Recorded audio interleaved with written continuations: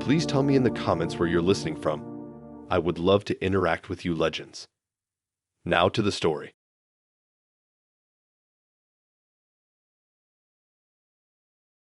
I didn't notice it at first, because when people treat you well in the beginning, your brain kind of clings to that version of them, like it's the only one that's real.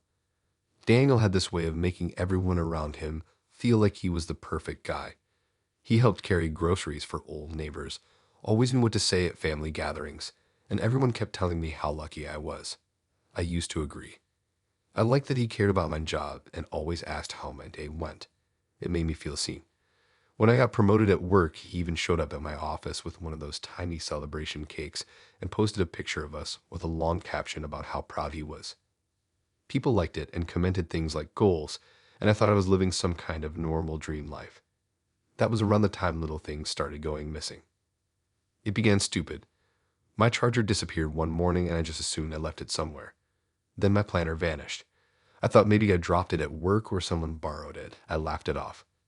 Daniel would say things like I'm too scatterbrained and need to slow down with a half-joking tone that made it sound like nothing. I didn't question him because why would I? It wasn't until my laptop wasn't where I always left it that something in my head went quiet. That morning I had a presentation due and I panicked so hard I could barely think. Daniel walked into the room all calm like he just woke up and asked why I was freaking out. He said I must have misplaced it again, and I felt stupid even getting upset in front of him. I just grabbed my bag and left because I couldn't be late. That day at work I was off. I couldn't focus, and I kept thinking back to that moment. When I got home, the laptop was suddenly back in its spot like it had never moved. I asked him if he had seen it, and he just smiled and said maybe I looked too fast. Something about the way he said it made my skin feel tight. I ignored it though.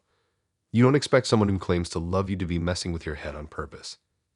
I told myself it was stress and focused on working harder. Then something else started happening that I didn't catch on to right away. People at work began acting different around me. Not in a huge obvious way, but in a slow shift. A coworker asked if I was doing okay and said I seemed overwhelmed recently. Another asked if I needed help organizing my tasks because she heard I was having trouble keeping things in place. I laughed it off, saying I was fine, but I walked away wondering who said all that. I didn't tell anyone anything. That night, Daniel asked about my day and I told him what happened, expecting him to brush it off, but he just nodded slowly like he already knew. It didn't click then, but looking back, that was the moment I should have realized he was talking to people. He loved telling people he just wanted what was best for me. I found out from a friend that he had reached out to her privately saying he was worried about me because I'd been forgetful and stressed. He made it sound like he was being this caring husband looking out for his struggling wife. I didn't even know how to react. Every time I tried to bring it up, he would tilt his head and say I was being dramatic or overthinking. I stopped mentioning things after a while because he made me feel like I was embarrassing myself by even questioning him. It got worse though. One morning I was getting ready for an online meeting and my webcam wouldn't work. I checked the settings and saw it had been disabled manually. I never touched that setting.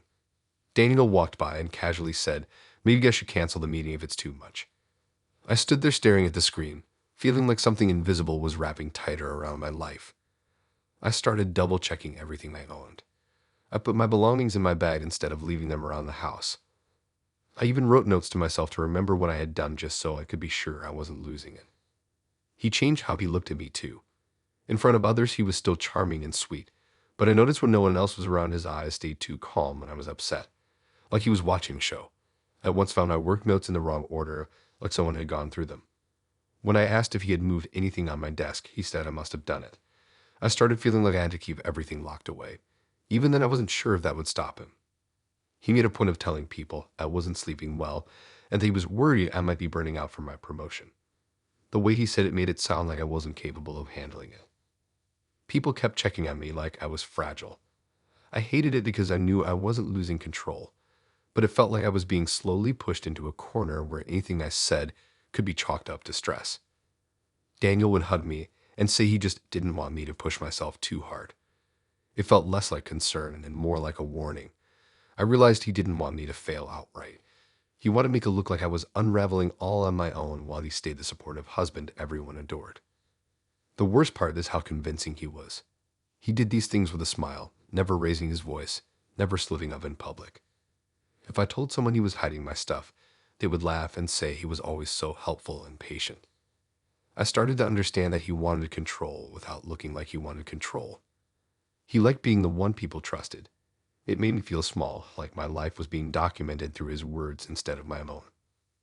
I started journaling in secret, writing down every time something went missing or moved.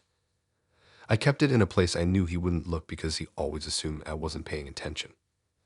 I don't even know what I planned to do with it. Maybe I just needed proof for myself that my mind was still mine. Every day felt like I was balancing on something thin. I never thought someone could do this much damage without raising a hand or shouting once. When people talk about bad relationships, they always picture loud arguments or dramatic scenes, but this felt way more silent and calculated. I don't even know if there's a clean ending to it. It wasn't a big blow-up. It was just a slow pull away from him in my head while pretending everything was fine. Keeping my things close. Checking twice. Not telling him things anymore. He still smiles like he's the good guy. Maybe he still thinks he is.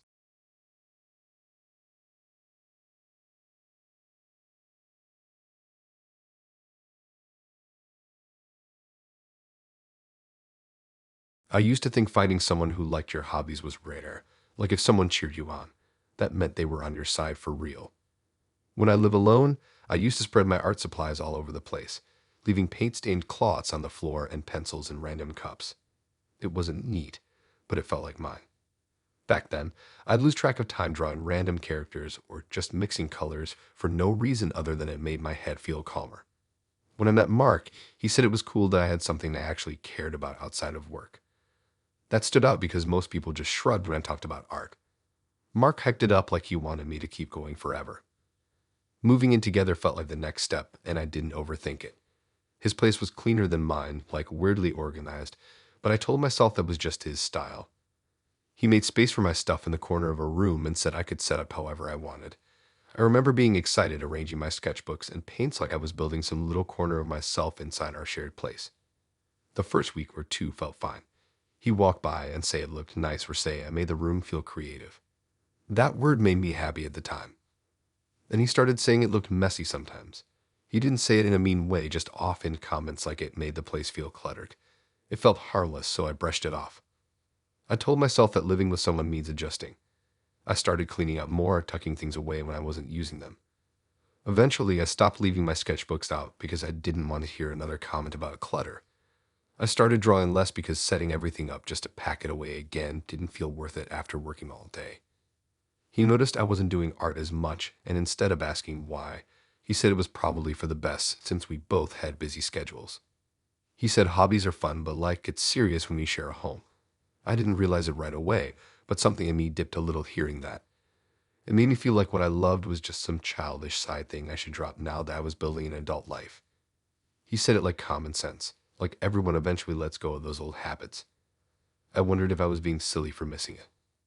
My supplies slowly disappeared, not all at once. A brush went missing. Then a set of markers I saved up for just wasn't in the drawer anymore. I asked if he had seen them and he said maybe I threw them out during cleaning. It confused me because I would never toss them, but I didn't want to sound weird accusing him, so I let it go. A box of paints ended up under storage bins in the closet covered by his things. He said we needed room for more important stuff, so he rearranged things without telling me. It made my chest feel tight. Not angry, just sort of tired. He started telling people I used to draw a lot but grew out of it. He made it sound like I decided it all on my own, like I naturally moved on. Everyone reacted like it was normal. They said things like life gets busy, and I found myself agreeing even though I didn't feel like I chose it. Saying it out loud made me feel like I was lying about something but couldn't explain what exactly was being taken from me. Over time, my art corner wasn't my corner anymore. It became a spot where he stored things like old boxes, random paper piles, and stuff he said we might need later. He said it was more practical. That word practical started showing up more. Practical furniture. Practical spending. Practical goals. I started to feel like anything that didn't contribute to something measurable wasn't allowed to take up space in our life. He once cleaned the entire room while I was at work, and when I came home, my remaining supplies were packed in a single box near the back of the closet. He said it looked better this way, more grown. I stood there staring at that box like I was looking at a version of myself that got put away too. He hugged me and said it wasn't a big deal, that we could always set it back up one day when we had a bigger place. That word someday felt distant, like one of those things people say to end a conversation rather than start one. I tried drawing again one night just to feel something familiar. I pulled the box out, but half the stuff was dried up or missing pieces. The brush set I loved only had 3 brushes left. I don't even know when the others disappeared. It felt pointless trying with broken supplies, so I packed it back up.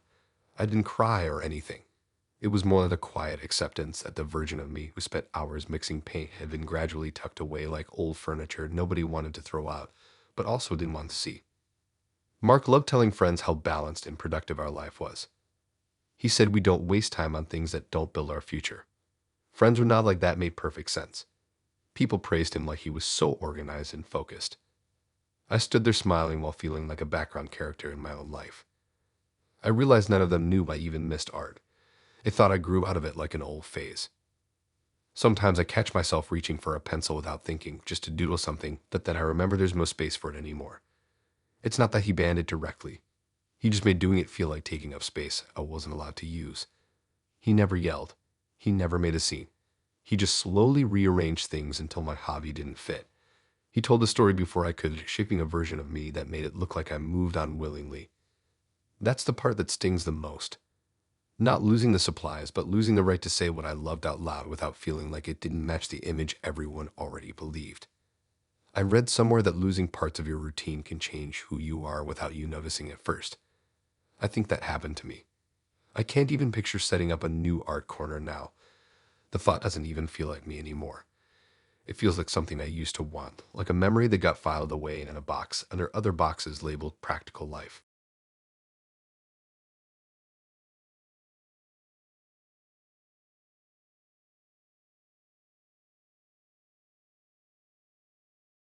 I never thought someone could make me feel like a guest inside my own live without ever raising his voice or doing anything that looked wrong on the outside.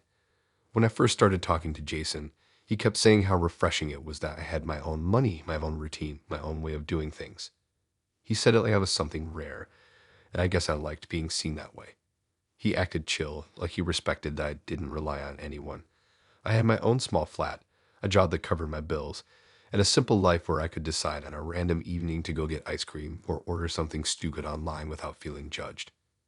Back then, he made it seem like that freedom was something he admired. I didn't realize he was already planning how to take it apart piece by piece until I wouldn't even recognize my own life anymore. I moved into his place after we got married because it just made sense. Bigger space, closer to his work, and he kept saying he wanted to make things easier for me. At first, it did feel easier. He took over sorting the bills, managing the rent, all that boring stuff. I didn't even argue when he told me to just transfer half into his account every month and he'd handle everything. It sounded like teamwork. Then he started asking about what I spent outside of that. Little comments like how much I was spending on takeaway or why I needed new clothes when I already had plenty. He said it like a joke, and I laughed it off because it was easier to laugh than to make it a thing. Soon he suggested we combine bank accounts because that's what married couples do. He said it so casually like it was nothing, and I didn't want to be that person who makes everything into drama. So I agreed. He handed me a card linked to the joint account and said I shouldn't worry about anything anymore. I didn't notice at first that the card had a spending limit he had set. The first time it declined, I felt my stomach twist for some reason. I asked him and he acted surprised like it must have been some bank glitch, but it kept happening. I'd try to buy something small like coffee or ingredients for a recipe, and it would get declined.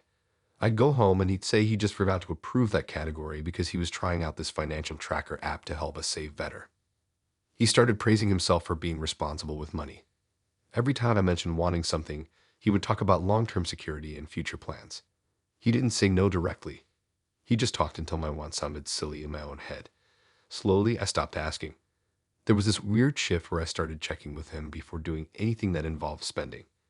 I don't even know when I started doing that. It just happened gradually, like the way a room goes dark when someone dims the lights slowly instead of turning them off all at once. He went through my online orders and canceled things. Then he would tell me afterwards, saying it in a calm voice like he was helping me avoid unnecessary clutter. I found it embarrassing to argue because he never yelled or acted angry. He just made me feel childish, like I didn't understand how adult decisions worked. He told his friends proudly that I had always been independent, but now I was learning how to be smart with money. They laughed and called him a responsible husband. I sat there smiling like it was all fine.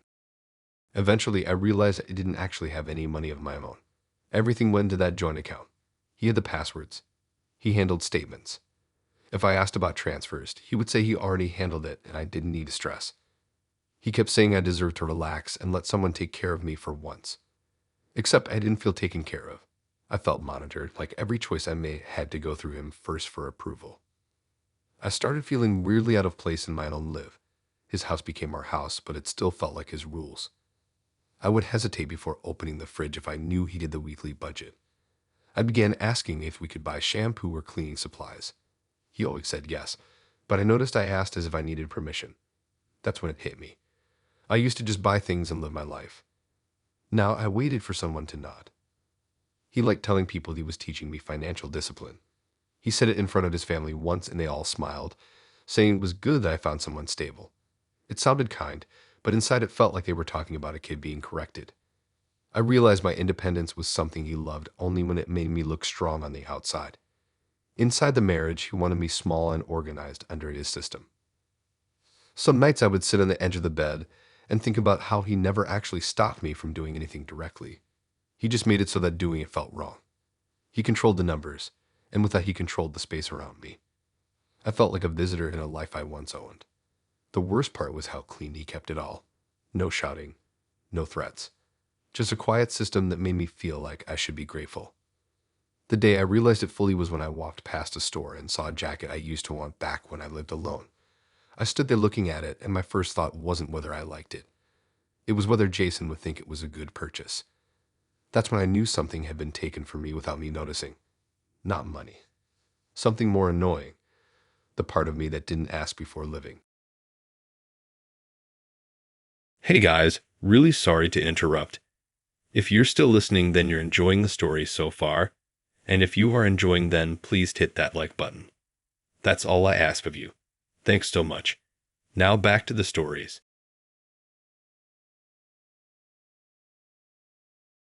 There was a time when I thought getting picked up everywhere was cute.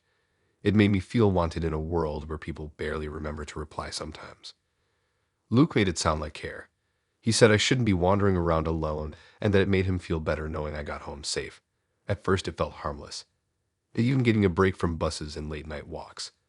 He would show up right on time, like he memorized my schedule better than I did. I didn't think too much about it. I thought it was just what caring people did. Then it turned into something else without any big moment that made it obvious. It was small things that stacked up slowly. If I finished work 5 minutes later than usual, I'd find 3 missed calls from him asking where I was. He'd be waiting outside of a driver on standby, watching the entrance like he had somewhere to report to. If I stayed back to talk to someone, he'd ask who it was before even saying hi. I used to just brush it off, telling myself he was just super protective. That word made it sound positive, like a shield instead of a cage. I stopped walking places on my own because I knew he'd show up anyway. Once when I said I would just get the train, he turned up at the station to pick me up even though I didn't ask. It started annoying me, but it felt pointless to say anything because he wasn't doing anything that looked wrong from the outside. He never raised his voice or told me I couldn't go somewhere. He just always happened to be there first, already in the car with the passenger door open like the choice was already made for me. Whenever I talked to someone for too long, even casually, he would go quiet after. Not angry, just quiet in a way that made me feel like I had to explain myself. So I started doing it. I would say who I spoke to and why before he even asked. He'd nod like he was just listening, but I noticed he remembered every name and every detail. If I brought up someone twice in a week, he'd mention it later like a note he kept stored. He made it look like he was just interested in my day, but it felt more like he was collecting information. I once bumped into someone from an old job while we were out. We talked for maybe 2 minutes. It was nothing serious, just small talk. Later that night, Luke asked why that guy seemed so comfortable talking to me. He said it casually, like a simple question, but I felt that heavy pressure in my chest again, the kind that made me second-guess everything that looked normal before. From that day, I stopped stopping in the street to talk to people at all. I noticed I changed little habits without realizing. I stopped lingering anywhere. I rushed conversations. Even at work, if someone tried to chat, I found myself checking the time because I knew Luke would be outside. He never told me to hurry. He just waited in that quiet way that made me feel like I was wasting his time if I wasn't walking out exactly when he expected. My life started running on this invisible timer he built without ever saying it existed. He had this thing where he always knew where I was. If I left somewhere and didn't text instantly, he would message asking if I left yet. At first, I thought it was just casual checking in. Then I realized he wasn't just asking, he was tracking the pattern. He'd say things like, "You usually finish around this time, right?" Or, "I know it takes you about 7 minutes to walk from there." He said it like a smart observation, but it made me realize he had calculated my movements like a schedule he programmed. I noticed he asked small questions in a way that made me feel like answering was natural. "Who did you speak to today? What did they want? Did they say anything interesting?" All asked in a calm tone like normal curiosity. But every time my stomach would tighten and I feel like I needed to justify even the smallest interaction. I started keeping my days quieter just so there'd be less to explain. It worked for a while until the silence got noticed too. He started asking why I never mentioned people anymore. The weirdest part was how normal everything looked to others. If he showed up outside work, people would say I was lucky to have someone so devoted. They didn't see the way his eyes followed me when I talked to someone even for a second. They didn't see the way I kept my words short so I could get back to him faster. He made his presence look caring, but it sat heavy in every space I moved in. Like a shadow following me. Not close enough to grab me, but close enough to remind me he never stopped looking. There was no huge explosion moment. No fight. No dramatic scene. Just a slow shrinking of space around me.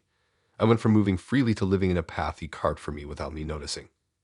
Now when I step outside, I look around automatically, expecting him to be there even when he isn't. People call it love because it looks quiet and controlled. But being watched all the time makes even normal life feel like walking under a camera. Not tied up, just always observed.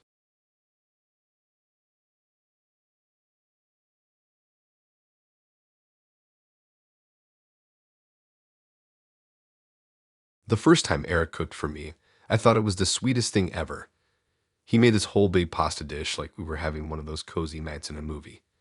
He acted like feeding me was his love language or whatever. I didn't question it. I let myself enjoy it. I thought it was just something he liked doing. At the start, it felt warm, like he was putting effort into us. I used to tell people that I loved how he took care of meals, how I didn't have to think about what to cook after a long day.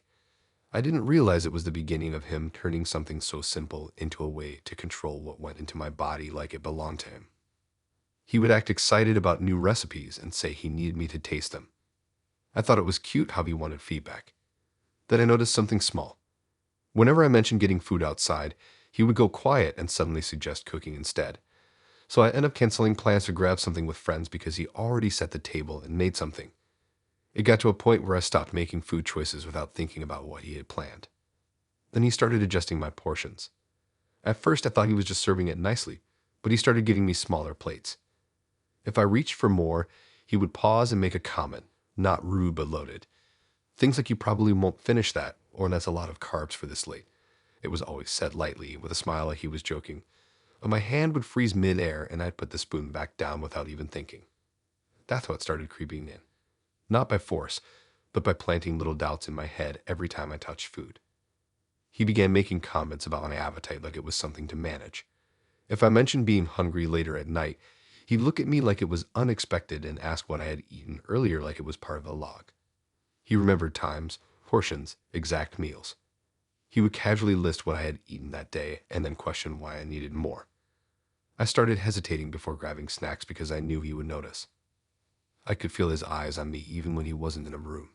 That weird awareness that someone is keeping track of your patterns. He replaced my usual snacks with things he said were healthier. He rearranged the kitchen like he was organizing his own system. He threw out some of my stuff saying it was too processed or had too much sugar. He said it like a caring suggestion, but the food wasn't there anymore, so it wasn't a suggestion. He put everything into containers he labeled himself. It looked neat, but it felt like I was living in someone else's routine. The worst part wasn't the food itself. It was how he started reacting whenever I did something outside the meal plan he built in his head. If I came home and said I had lunch with someone, he would tilt his head slightly and ask what I ordered. Then he'd break it down, listing ingredients and pointing out how heavy it must have been. Not angry, not loud, just calmly giving commentary until I felt ridiculous for eating it. Eventually, I stopped mentioning food altogether just so I wouldn't have to go through that breakdown. He began praising me in a strange way whenever I ate exactly what he served without asking for more. He'd say things like, "See, that was a perfect portion," or "This is why I like cooking for you. I know what your body needs." The way he said your body made me feel weird, like I didn't own it anymore, like it was something he was managing. I started noticing he watched me when I ate, even in silence. He would observe how fast I chewed, how much was left on my plate, and if I paused too long, he would ask if I was full already. It felt more like being supervised than being cared for. And if I said I was full, he would smile like I passed some kind of test he set without telling me. If I asked for more, he would hesitate and give me a smaller spoonful and say I'd thank him later. Once I accidentally bought food while out with someone and threw away the receipt so he wouldn't know. That's when it hit me how deep it got. I was hiding normal things because eating outside his system felt like cheating on some unspoken rule.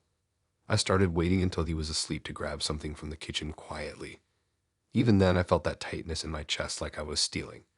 I hated how I started seeing food in unity created like everything had to be justified.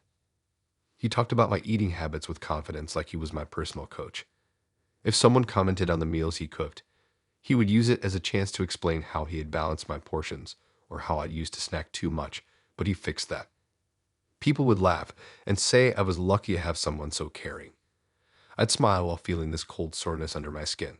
He looked proud like he had sculpted something that now belonged to him more than to me. What scared me wasn't the control itself, but how easy it was to let it happen just because he wrapped it in care. I didn't lose anything all at once. It was tiny things taken slowly until I looked at food and didn't think about hunger anymore. I thought about how it would be seen, and that's when I realized it wasn't love. It was ownership disguised as dinner.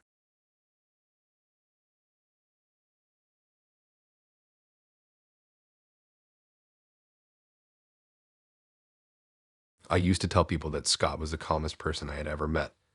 He had the steady way of speaking that made everything sound manageable, like no problem was too big as long as he was in the room.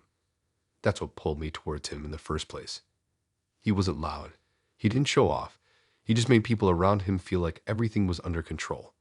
When we got married, I thought I had done the smart thing by choosing someone stable instead of someone intense. I didn't realize calm can be its own kind of control, just softer and harder to notice until it's already holding you in place. My mom got ill a few months into our marriage. It wasn't sudden, it came in stages. Hospital visits, medication talk, checkups. I was going back and forth between our house and hers because she needed help with simple things like sorting her paperwork or keeping track of her prescriptions. Scott never stopped me from going. He didn't argue or block me from leaving. Instead, he would just say things like make sure you get rest or don't drain yourself too much over family stuff. At first, it sounded like care. He had this calm expression that made it look like he was just concerned about me, not about where I was. Then he started hinting that my family was dramatic. He said it in a relaxed way, not insulting, more like an observation. He said some families thrive on stress, and that mine had always been that type. I didn't know what to say to that. It felt rude, but he said it so gently that if I reacted, it would look like I was too sensitive. So I stayed quiet. That's how he created distance, not by force, but by making certain topics feel like they came with judgment. Whenever I came back from visiting my mom, he asked how it went. If I said it was exhausting, he'd say that's what happens when people won't take responsibility for their own health. If I said it went okay, he'd ask if I really believed that or if I was just trying to convince myself. He spoke like someone giving advice, even though I never asked for it. I started noticing how he framed everything I said back to me like he was correcting my view. It made me doubt my own thoughts in real time. When my mom asked if I could stay overnight to help her after a treatment, I hesitated before even asking Scott. I knew he wouldn't say no, but I also knew he would look disappointed in that quiet, controlled way that made me feel unwelcome. I asked anyway. He said of course, but added that I shouldn't get too pulled into their issues because I had a marriage to focus on now. He said it like a reminder, not a demand. Still, I carried his tone with me when I packed a bag. It sat at the back of my head the whole night like a weight. He never stopped smiling through any of this. That's what made it hard to explain to anyone.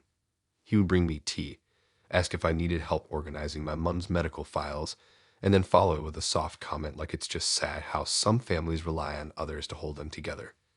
He never raised his voice. He just planted small ideas and let them settle in my head until I started seeing things through his lens without realizing. My mom noticed I was distant. She asked why I seemed hesitant about coming around as much. I told her it was just marriage adjustments. She read me like she always did, but she didn't push. I went home and Scott asked if she guilt-tripped me. I said no. He looked at me and said, "You don't see it yet," the way he said, yet made it sound like I would eventually come around to his view, like he had already decided what I should know in the future. He had this charm that worked on everyone else too. He helped my friends move house, gave financial advice to my cousin, even brought snacks to my mom's place, once which made her say she was glad I had married someone so kind. He stood there smiling gently while she said that and squeezed my shoulder softly like a perfect husband. I looked at him and realized no one else would ever believe me if I told them something felt wrong. Then there was this day when I got a call from my sister saying Mom had a bad reaction to her medication. I panicked and grabbed my keys. Scott asked where I was going.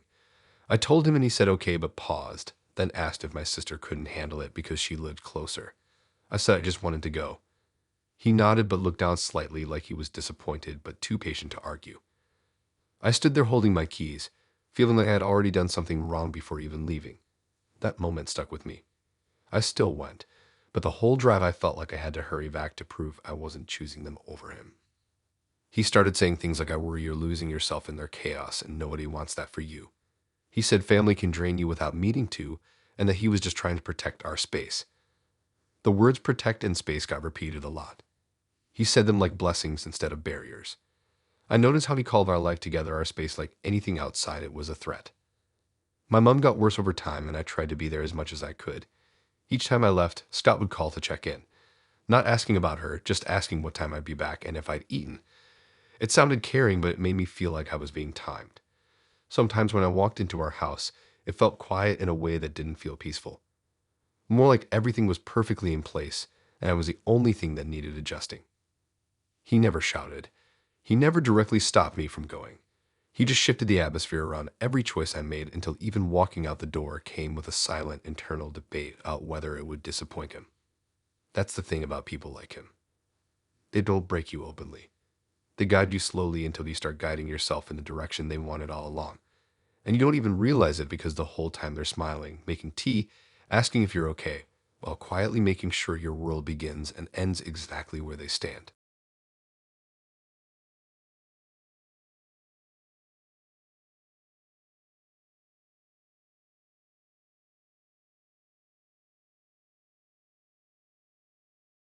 Ryan used to talk about communication like it was some sacred thing. He said everything could be fixed if people just talked properly. I used to think that was mature, like he had a better understanding of relationships than most. He made it sound like honesty and openness were the foundation of everything. I didn't realize he meant communication as something he could use as a trap instead of a solution. In the beginning, it felt good to talk to someone who actually listened. He would sit there, nodding slowly, never interrupting, like every word I said mattered. It made me open up more than I usually would. I told him small personal things without overthinking, thinking it was safe because he always made it look like he was holding my words carefully. That's how he gained access, not by asking directly, but by giving the illusion of safety. I didn't notice how much I was giving him until he began using my own words like exact quotes thrown back at me in moments that made me feel cornered. It started small. If I made a decision or changed my mind about something, he would casually mention something I said weeks ago. Not in a normal way, but with the exact phrasing I had used. I remember once thinking it was weird how accurately he remembered everything. He would say, "You said this, remember?" Exactly how I said it before. He didn't even paraphrase. It felt like hearing a recording of myself. Something about it made me feel unsettled even before I figured out why. Then one day I noticed a small device on the shelf near where we usually talked. It looked like a regular speaker, but something about the way it was placed made me pause. When I asked him about it, he smiled calmly and said he had been recording some of our conversations so we could look back and reflect on his communication patterns. He said it like it was some harmless self-improvement thing. I felt this weird wave go through me, but he said it so confidently with that calm, rational tone that I ended up dropping it. That was the first time I ignored my own discomfort because his explanation sounded so controlled that reacting to it felt dramatic. After that, things changed, but in a way that's hard to explain. Whenever we talked, I became hyper aware of what I said. I started thinking about how it would sound if it was played back. I found myself editing my words mid-sentence, avoiding saying things too strongly. I caught myself pausing sometimes, feeling like I needed to phrase things in a way that couldn't be twisted later. It didn't feel like a conversation anymore. It felt like leaving messages on a system he would later review. Whenever we disagreed on something, he wouldn't argue in the moment. Instead, he would go quiet, then come back later with a calm list of things I had said before, quoting me like evidence.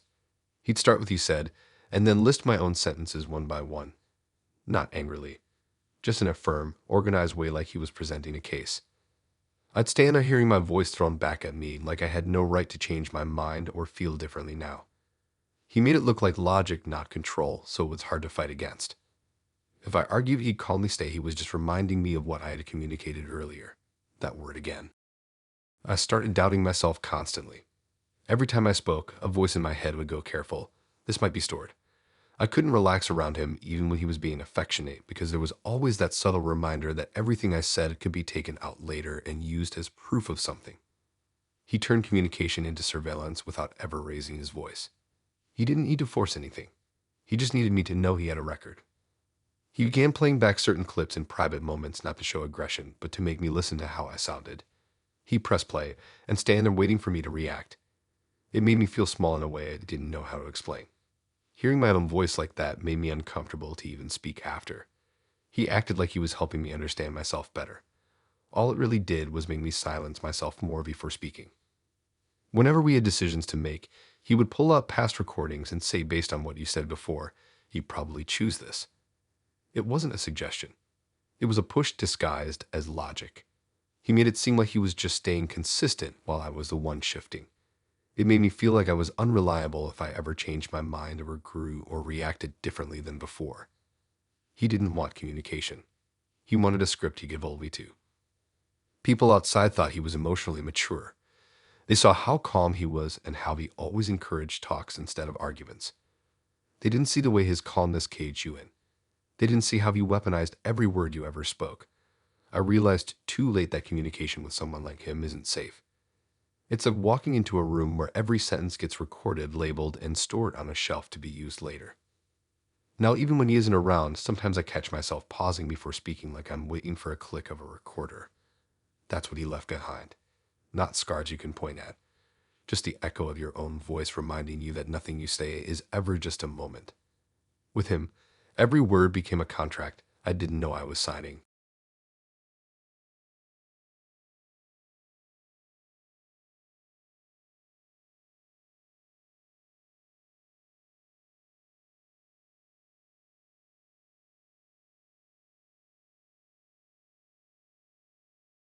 When I first introduced Tom to my friends, I thought I hit some kind of jackpot.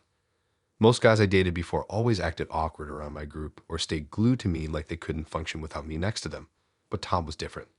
He blended in instantly, like he had been part of the group long before I brought him in. He remembered everyone's name straight away, even tiny background details that some of my friends forgot they even told me. People kept saying how chilled he was and how rare it was to find someone who genuinely liked hanging around your friends instead of just tolerating them. I didn't realize liking them and quietly replacing me in their eyes were two different things. At the start, it felt harmless. He'd send funny videos in the group chat, and everyone laughed. He took pictures for us when we were out, offered to drive us places, even paid for snacks randomly without making a big deal out of it. It felt nice, like he was investing in my life. But slowly I noticed something changing that I couldn't explain clearly at the time. Messages that used to come to me started going to him first. Someone would say something like, "I already checked with Tom," or "he said he'd let you know." I laughed it off because it sounded small, like one of those harmless things that happen when someone new joins the friend circle. But it kept happening, more often each time, and I started feeling like people saw him as the contact point for me instead of just my boyfriend. He slipped in quietly, never overpowering, never making it blatant. He just always happened to be available, always quick to respond. He never made it seem like he was taking over my position, but slowly the group chat changed tone. I'd go an entire day without messages, only to scroll up and see that everyone had already spoken to him instead. He didn't tell me. He'd just bring it up casually later, like, "Oh yeah, they mentioned that earlier." I started wondering when exactly people stopped updating me and started updating him. Then came the jokes. They were soft, light, always with a smile. He'd say stuff in front of them like, "Don't ask her. She never remembers times or asks me. I keep track of things better." They all laughed because he made it sound playful, and I laughed too because no one wants to be the one who suddenly gets defensive over a joke. But the more he said it, the more people began to believe it. Soon someone in the group said it themselves without him prompting, saying, "I'll just ask Tom so nothing gets mixed up." That was the first thing I actually felt clearly. I wasn't seen as someone who forgot things before. He created that version of me and handed it to them so smoothly that they accepted it without questioning. He never demanded that people come to him first. He just made himself available in a way that made me look like the unreliable one by comparison. If I took a little while to reply because I was busy, he would respond instantly on my behalf. He positioned himself as the efficient one, the reliable one, the organized one. It made me feel like I had become an extra in my own group. When plans were made, sometimes I heard about them after he had already confirmed them. He would say it casually like, "By the way, we're meeting them on Thursday. I already told them yes." The tone suggested I should be grateful things were being handled for me. At some point, my own friends started messaging him to check if I was free instead of asking me directly. They joke about how he knew more about my schedule than I did. He fueled that image, telling them he kept track because I would double book myself if left alone. I never did that before him. He created the problem, then stepped in as the solution. People saw it as him being supportive. I started seeing it as him carefully taking ownership of how I was perceived. He began updating them on my behalf without telling me first. If I was tired or quiet one day, he would tell them I was having an off day, but he was looking after me. He said it with this calm tone that made it sound sweet. But something felt off inside me every single time. Because he spoke like he was the one in charge of explaining me. I wasn't asked. I was reported on. My friends never noticed because everything he did looked positive on the outside. He never stopped me from seeing them. He just inserted himself every time so naturally that I realized I didn't have a single conversation with him anymore without him somewhere in the middle. I stopped getting direct messages from certain people altogether. Everything got filtered through him. The worst moment was when one of my closest friends canceled plans. I sat there waiting like an idiot because no one told me. Later she said, "Oh, I already let Tom know yesterday." It hit me like a quiet, cold tap on the shoulder. She didn't think to tell me. She thought telling him was enough. Like I was an extension of him, not my own point of contact. I typed out a message saying to tell me directly next time, but deleted it because it made me sound petty in my own head. That's what made me realize how far it had gone. I had started gaslighting myself before even speaking. He didn't take my friends away by force. He made himself the center of communication so smoothly that me being cut off looked like me just being slow to reply or not organized enough. People started saying Tom keeps everything together, and I hated how right they sounded to themselves when they said it. They saw him as the planner, the helper. No one noticed how I slowly became the last person to know things about my own group. Now when I open my phone, sometimes I just stare at it, waiting for messages that don't come to me anymore. They go to him. He'll mention things casually like, "Oh yeah, they said that earlier," and I'll nod like it doesn't sting, while something quiet inside me realizes I'm no longer the default contact in my own friendships. Tom always acted like he adored my friends, but what he really adored was being needed by them, and he made sure the only way to reach me was through him.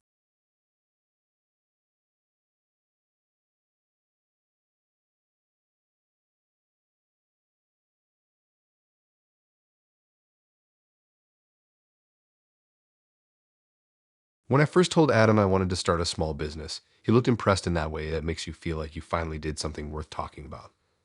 I had always wanted something of my own, something that didn't depend on anyone else, and he kept saying how proud he was that I had ambition. He called me driven and independent, and I believe he meant it. I started planning, making notes, sketching ideas, building a little vision for myself that made me excited to wake up in the morning. Adam stood beside me like he was cheering me on. I didn't notice he was slowly stepping in front of me. At the start, he offered to help with small things. He helped me set up my page layout, looked at my costs, suggested I list things a different way. It felt supportive. I didn't want to be stubborn, so I let him give feedback. He said it like suggestions, not orders, and that made it easy to accept. He kept saying he just wanted to make sure I didn't get overwhelmed. I thought it was sweet how invested he seemed. Then he started speaking for me during conversations about the business. If someone asked me how it was going, he would jump in with an answer before I could talk. He would explain my plans using me instead of I. People started saying you guys instead of you. I told myself it didn't matter because he was just excited. But it planted something small in me that I ignored too quickly. I had started this for myself. Somewhere in the middle, it became something he spoke about like it belonged to him too. He offered to help with emails, saying he was better with wording. Then he started replying to people without telling me first. He would update me after it was done, saying it was taken care of. That phrase taken care of became common. At first it felt like relief, like things were moving fast and I had someone to lean on. But soon I noticed how many decisions were being made without me even knowing they were on the table. He started negotiating prices with suppliers behind my back. I only found out because someone messaged me saying Adam already sorted the order and asked if I needed anything else. I stood there staring at that message, trying to understand when my business became something people contacted him about instead of me. When I confronted him, he smiled calmly and said he was just speeding things up for us. Us, not me. He used that word so casually that it made me question whether arguing would make me look ungrateful. Every time I tried to speak up, he'd say he only stepped in because he thought I was busy or stressed. It made me feel guilty for even wanting to complain. He wrapped every move in the language of support, which made it impossible to call it out without sounding dramatic. He didn't steal control outright. He took it gently, with soft words and helpful gestures until I was standing on the side watching him talk about my business like he had built it himself. People started calling him the brains behind it. They said things like, "Good thing Adam knows what he's doing with this stuff." I wanted to scream that it was my idea, my work, my late nights planning everything before he even got involved. But he stood there smiling respectfully like he was just a humble helper. That's what made it worse. He never acted cocky. He stayed calm, measured, always polite. He was taking over without ever raising his voice or making a scene, which made me look crazy for noticing. He handled finances too. I let him, thinking it would be easier. He opened an account in both our names and said it made sense since we were building a future together. I didn't realize how much that changed until I wanted to order something for the business, and he said we should wait and think before spending our money on that. Our money. Even though I was the one working every day to make it real, he positioned himself as the gatekeeper of every decision. It got to a point where I had an idea, and instead of moving forward like I used to, I found myself pausing to see what he thought first. It wasn't even that he said no. It was the way he paused, tilted his head slightly, and said, maybe not now, let's focus on stability first. That word stability made my dream sound reckless if it didn't fit his timeline. One day I reached out to a client myself without telling him. When he found out, he didn't snap. He just said calmly that next time I should tell him first, so we stay aligned. I stood there nodding slowly while something inside me got smaller. I had started this to feel independent and somehow ended up needing approval before sending a message. He took over the social media too. I found posts on my account written in his wording with captions I would never write. He said he was improving engagement. He started answering comments pretending to be me. It made my stomach twist reading things signed off like I wrote them when it wasn't me at all. My voice online became something he produced. I recognized his phrases, but they were coming from my page. People were praising me for content I didn't even know had been posted. At some point, I realized Adam hadn't joined my dream. I had been absorbed in his idea of what my dream should look like. He didn't take control with force. He rewired things quietly until everything went through him first. I used to picture myself building something small at mine. Now I stand inside something that has my name on it, but his structure all over it. And people look at me like I should be grateful for such a supportive partner. He still tells people he supported me from day one and they nod, saying that's real love. I stand there smiling because anything else would make me look unbalanced. But deep down, I know the truth. I didn't lose my business. I lost ownership of myself inside it.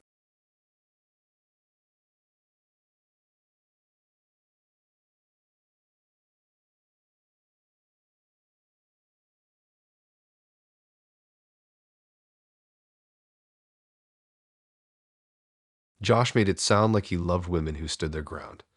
When we first started talking, he said he found confidence attractive and that he couldn't stand people who always needed validation. I thought that meant he'd respect me. I liked that he didn't act intimidated when I spoke my mind.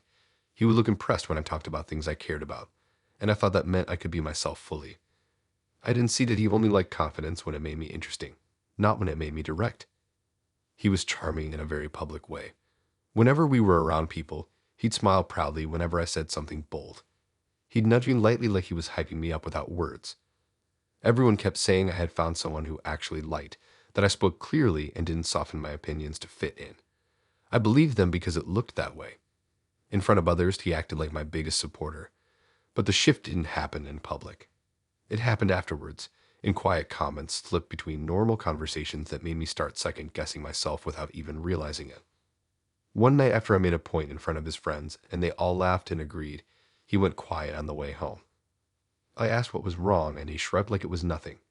Then he said something small like people might take you the wrong way when you talk like that. He said it softly, not harsh, but it stuck in my head. I didn't argue because he didn't say it like an insult. He said it like advice. That's how he got in. Not by telling me to stop, but by making me feel like I should adjust. Next time we were out, I noticed I held back slightly. I still spoke, but I watched his face first. If he looked tense, I softened what I was about to say. It happened naturally, like I was suddenly more aware of how I came across. He didn't ask me to tone it down. He just planted the idea that people might find me too much. That phrase too much started living in my head. He made jokes in public that sounded harmless. Little things like careful, she's intense, or you know how she gets when she has an opinion. Everyone laughed. I laughed too because on the surface it sounded playful. But each time he said it, I felt something shift in the way people looked at me. They started responding to me like I was entertaining but not to be taken seriously. He framed me as dramatic in a soft, joking way, and people accepted it. I'd speak, and instead of engaging properly, they'd look at him like waiting for him to translate what I meant. He never argued with me in front of anyone. He waited until it was just us. Then he'd say he loved how strong I was, but not everyone would understand girls like me. Girls like me. He made it sound like a compliment and a warning at the same time. He started using words like harsh, direct, heavy, not as insults but as observations. He said things like, I know you don't mean it that way, but that's how it sounds. I started questioning my own tone, worrying that every sentence came across wrong. Soon I noticed I was rehearsing responses in my head before speaking, not because I was scared, but because I had become hyper-aware of how he might perceive it. That's when I realized he didn't want me to quiet down completely. He wanted to be the one who defined when my confidence was acceptable and when it needed adjusting. In public, he still played the supportive partner, nodding along while I spoke, but I could feel this silent judgment in small gestures, like how his jaw would tense for a second, or how he'd glance at me when I said something too directly. One time I laughed loudly at something someone said, and he gave me a small look, like a flick of the eyes, barely noticeable to anyone else. That tiny look made me shrink instantly. I went quiet without thinking. He leaned over and whispered that I didn't need to make everything such a performance. He said it gently, with a half smile. I felt my chest tighten. After that, I started keeping my laughter smaller. He didn't silence me by force. He adjusted me in tiny ways with comments dressed as care. He'd say, I just don't want people to misread you. He acted like he was helping me be more socially aware. I started feeling like being myself came with risk. Like speaking freely meant I might embarrass him. That's when I realized his admiration was conditional. He liked strong women in theory when it made him look supportive and progressive. But in real life, he wanted a version of me that looked strong enough to make him look good but soft enough not to challenge him. Around others, he'd laugh and say I was fiery. Later at home, he'd say I always turned things into debates. At dinner with friends, he'd smile proudly when I made a quick remark. Later in the car, he'd say people probably thought I was trying too hard. He made it seem like I was constantly being judged by others, so I'd rely on him to tell me how I came across. Slowly, I stopped trusting my own read of situations and started looking to him for guidance without realizing it. Now I catch myself staying quiet in conversations I would have jumped into before. I wait for him to speak first. If my opinions don't align with his tone, I hold them back. People still think he loves my confidence. They don't see how he chipped at it piece by piece, always smiling, always calm, always under the disguise of care. He didn't take my voice away. He just made me afraid to use it without checking if it fit the version of me he approved of.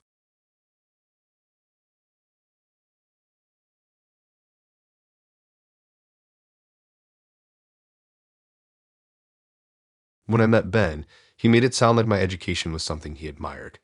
He told people I was smart like it was one of his favorite facts about me. He'd say it casually in conversations, dropping it in like a small brag. I thought it meant he respected me. I thought it meant he saw me as someone with value outside of him. Whenever I talked about something I had studied or things I had read during uni, he looked genuinely interested, and I let myself believe that he liked my mind, not just the surface of who I was. I had no idea that admiration would slowly turn into something he would use to shrink me without ever looking direct about it. At the start, he asked me questions about what I had studied like he actually wanted to know. I liked explaining things to him. He made me feel like I had something worth sharing. Whenever we were around friends, he mentioned that I had a degree and people would nod like it was impressive. I smiled every time because I thought I was with someone who didn't feel threatened by that. That feeling lasted long enough for me to ignore the shift when it started. The first time I noticed something odd was when he introduced me to someone as she used to be academic. He said it with a laugh, like a light joke, and people chuckled. I let it go because it sounded small. I didn't want to be serious over a comment that everyone else treated as nothing. But the way he said used to be stuck with me. It made it sound like my education was something I had already put behind me, something distant instead of something that still shaped me. He said it again a week later. We were with a couple of his friends, and someone mentioned career plans. Instead of letting me speak, he jumped in and said, yeah, she used to be all academic before life changed her. He grinned, they laughed, and I stood there feeling like someone had just taken a piece of me and turned it into a punchline. I smiled on the outside because not smiling would have made it awkward, but inside I felt something flicker out a little. From then on, every time my education came up, he presented it like a past phase. If someone complimented me on something smart I said, he'd say she used to read a lot back in the day. Back in the day. Like I was retired from using my brain. People began repeating it. They'd say things like, oh yeah, you were academic right. Past tense. He designed that quietly, slipping it into conversations so consistently that even I started doubting whether I was still qualified to call myself that. It didn't stop there. He started telling people I was too hardworking in uni like it was a flaw I grew out of. He made it sound like I had calmed down since being with him, like settling into this life meant letting go of the intensity I once had. He said things like she doesn't stress like she used to, and everyone nodded like that was growth. But it wasn't growth. It was him rewriting how people saw me so he could stand taller next to me without obviously cutting me down. He never said I shouldn't talk about my education. He just redirected conversations whenever I did. If I began explaining something, he'd interrupt with a story about how I used to be obsessed with that stuff. Used to be. He loved that phrase. It made everything I was proud of sound like an old hobby instead of part of who I am. I found myself hesitating before speaking about anything intellectual because I knew he'd turn it into a joke about how I went through a big academic phase like it was a quirky fun fact and not a real achievement. Slowly, people stopped asking me things directly. They'd ask him about me instead. They'd say, did she always love studying or was that just a Yume thing? He'd laugh and say, oh yeah, she was intense about it but she's chilled out now. He painted me as someone who used to be sharp but now had softened like I had peaked before him. And because he said it with that calm, smiling tone, no one saw it as him diminishing me. They saw it as an inside joke between partners. I stopped correcting anyone because correcting them would make me look like I couldn't take a joke. I realized it fully when we were at dinner and someone asked me for advice on a topic I actually knew well. I started to answer and Ben cut in with his playful voice saying, careful, you'll wake her academic mode. Everyone laughed, and just like that, the tone changed. I gave a shorter answer than I wanted to because I felt ridiculous being serious after he made it into a joke. That's how we controlled it. I was shifting the tone before I even had a chance to speak. Now when people talk to me, they do it with this slight amusement, like I used to be really smart, but now I'm more normal. Ben created that image so gently that it looks like affection. He still tells people proudly that I have a degree, but he always attaches it to a joke. Always in past tense. Always it's a fun fact rather than an active part of me. He'll say things like she used to read all the time. Now she just watches shows with me. People laugh and say relationships change you. I smile even though I want to scream that I'm still that person. That just because I don't want to announce it doesn't mean it vanished. Ben never asked me to dim down. He just dimmed the way others saw me. He made my education sound like a cute story from before he came into my life. He didn't erase it. He archived it. And now when I speak, I feel like I'm talking from a place that people think I moved on from long ago. He got what he wanted, someone who makes him look good but not someone who stands too far ahead of him in the spotlight.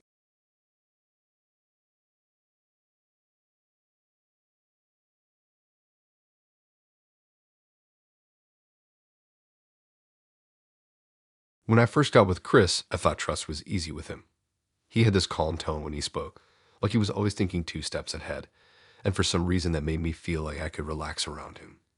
He made it seem like honesty was the most important thing we could have, and I believed that. He always said he valued truth over comfort, and I admired that. I didn't realize what he meant was that he wanted access to everything. even the parts of me that weren't meant to be examined like evidence. I gave him the access slowly because I thought that's what a secure relationship looked like. I didn't know he would turn that same access into a test I never agreed to take. It started with small questions about my online life. He asked if I ever got random messages from strangers or if I had ever been tempted to reply just for fun. He said it in a curious way, not accusing. So I answered freely, talking about how sometimes weird accounts show up, but I ignored them. He nodded like he appreciated the honesty. I had no idea he was taking notes in his mind, storing everything I said like it was data. I didn't see him as someone who would dig. I saw him as someone who just liked to understand things deeply. That's how I explained it to myself. He used to ask to see memes on my phone, and I'd hand it to him without thinking. I didn't have anything to hide, and I thought that made me strong. He'd swipe through things casually, and I felt proud of how open I was. Over time, that casual swiping turned into looking through my activity in a way that still didn't look aggressive. He'd ask small questions like, "Who's this?" or "When did you follow them?" He said it like a joke, but I started noticing how much he remembered. He mentioned names I forgot were even on my feed. Then one day, I noticed a fake account in my requests. It had no posts, no picture, just a plain name that looked randomly generated. I ignored it because it looked like spam. Later, Chris casually mentioned something oddly specific that only someone who had access to that request would know. It made my stomach tighten. I asked how he knew, and he just laughed lightly, saying the internet shows things in weird ways sometimes. I didn't push it because he said it with that controlled calm that makes it hard to argue without sounding paranoid. Then more strange accounts started showing up. They sent messages like "hey" or just an emoji. I ignored them all. I mentioned it once to Chris, and he said something like people will always test loyalty when they see someone in a relationship online. The way he said test loyalty sat weird in my head. He didn't seem bothered. He almost sounded satisfied. That's when I realized something had shifted, but I still couldn't name it. One day, I got a message from one of those fake accounts asking a simple question about whether I was busy. I didn't respond. I opened it just to see what it said, then left it. Later that night, Chris asked me if I had gotten any weird messages recently. I felt a weird flicker of suspicion, so I lied and said no. He tilted his head slightly like he was studying my face. Then he said it softly, almost kindly, lying rumors more than truth ever will. My heart dropped in a way I can't explain. I went cold realizing he wasn't asking. He already knew. That's when it hit me that he wasn't just checking occasionally. He was deliberately creating situations. I didn't want to believe it, so I tested him back. I ignored a new fake account that messaged me. I didn't open it at all. The next day he asked if I had seen something new pop up, but didn't open it. My chest went heavy. He said it like a calm observation, not an accusation. Like he was the one keeping track of how I handled tests he designed. I asked him directly if he was making fake accounts. He didn't deny it. He didn't even seem embarrassed. He just said if you're loyal, it shouldn't matter who asks you anything. He framed it as proof, not an invasion. He made it sound like I should be proud because I passed. Passed, like I was being graded. And the worst part was that he said it like it was a compliment. I started realizing how deeply he had embedded himself in all my digital spaces without me noticing. He had slowly made honesty into something I had to constantly display, not just naturally live. I couldn't even scroll anymore without feeling eyes on me. Not literal eyes, but the awareness that anything I did would be monitored, not just once, but logged mentally by him under loyal or questionable. That's how he broke my peace without ever touching anger. He turned trust into constant performance. He still acted like he adored me. He still told people how lucky he felt to be with someone so faithful. Meanwhile, I moved through my own online world like I was walking through a hallway of mirrors he had set up. Everything I clicked, everything I ignored, every friend I read or didn't read, I knew he would notice. Not openly. He wouldn't explode. He would just mention something subtle days later, showing me that he saw everything, even the things he never should have been able to see. Now when I get a message, I freeze before opening it, not because I have anything to hide, but because I know he might be standing somewhere behind it, watching how I react. Trust with him isn't warmth. It's surveillance disguised as care. He made loyalty something I had to prove over and over, even when I never gave him a reason to doubt me. And the worst part is that he still smiles while doing it. Calling it love like love means constant testing instead of quiet safety.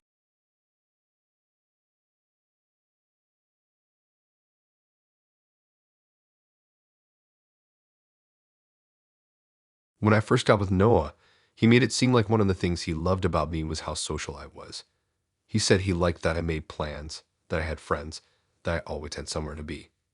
He said it in that proud tone people use when they show off something shiny. I believed him because he acted genuinely happy when I told him I had something coming up. He'd ask who I was seeing, what we were doing, and he sounded interested, not controlling. It felt like support.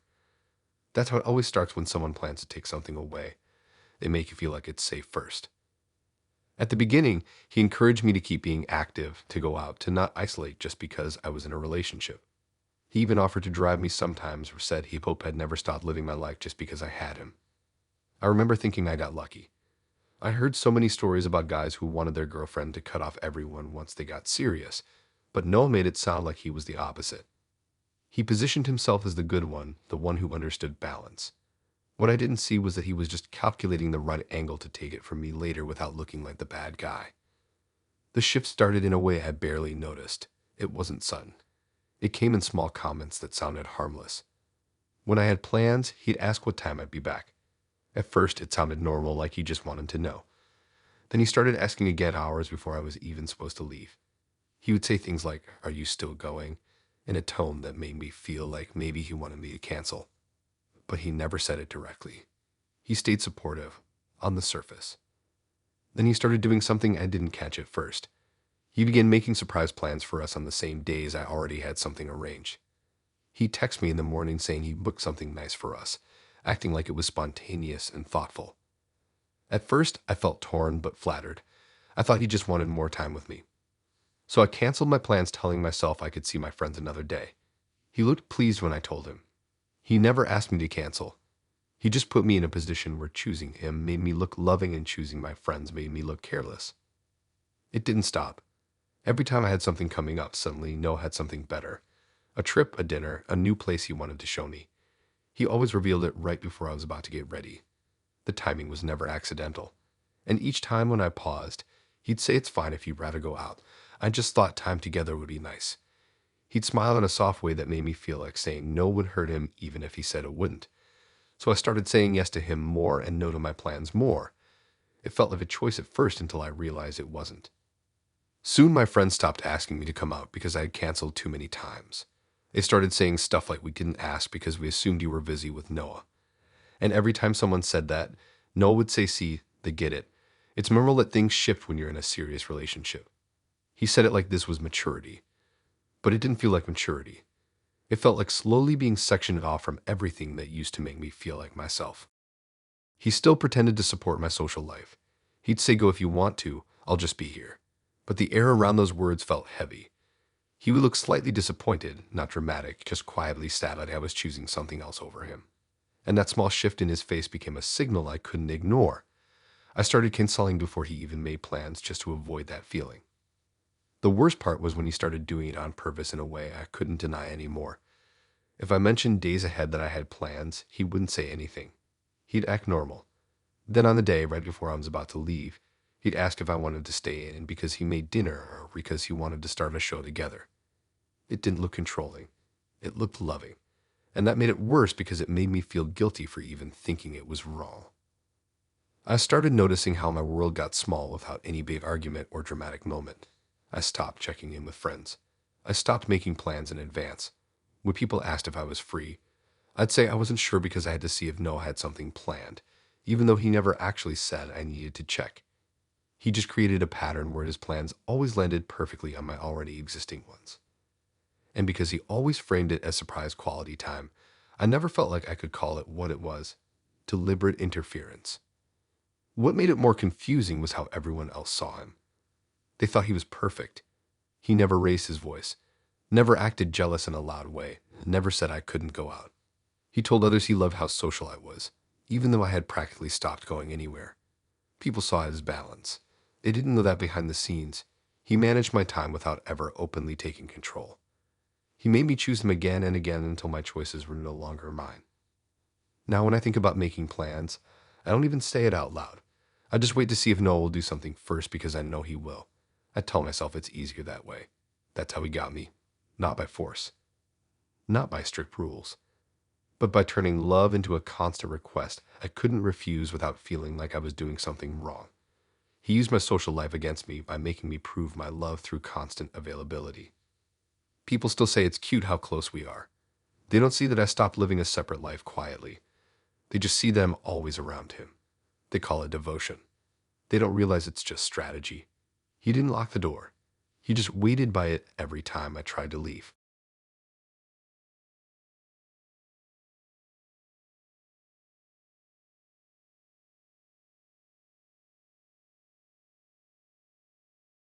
Paul made lists for everything, planned days in advance, labeled drawers just so things would stay in place. I found it attractive in a weird way because I've always been a little messy, and seeing someone so structured made me feel like maybe life could be easier with someone like that. He didn't force it on me at first. He just did it quietly for himself. He kept his things lined up, his clothes folded a certain way. Even his phone apps were arranged by color. It made me laugh, but in a sweet way. I didn't know that same neatness would eventually be used to separate things in a way that didn't feel harmless anymore. The shift happened quietly. It always does with people like him. He didn't start by telling me what to do. He started by offering to make things easier. He said it was better if we labeled stuff so we never misplaced anything. I agreed because it made sense. At first, it was both of us writing labels together. Cups, keys, cleaning stuff. It looked like teamwork.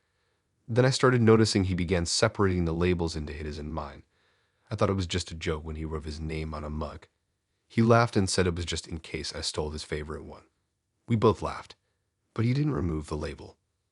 Slowly, more things got his name on them. Not in a childish way, but neatly written, placed carefully like everything else he did. I shrugged it off because it looked too petty to question. Then he started adding labels to my things too. At first I thought it was fair since he labeled his, but the tone changed when he began keeping count. Every time we bought something, he'd mention who paid for it and then label it according to that. He said it was just good to keep track of finances so things were transparent. I believed that. It sounded mature.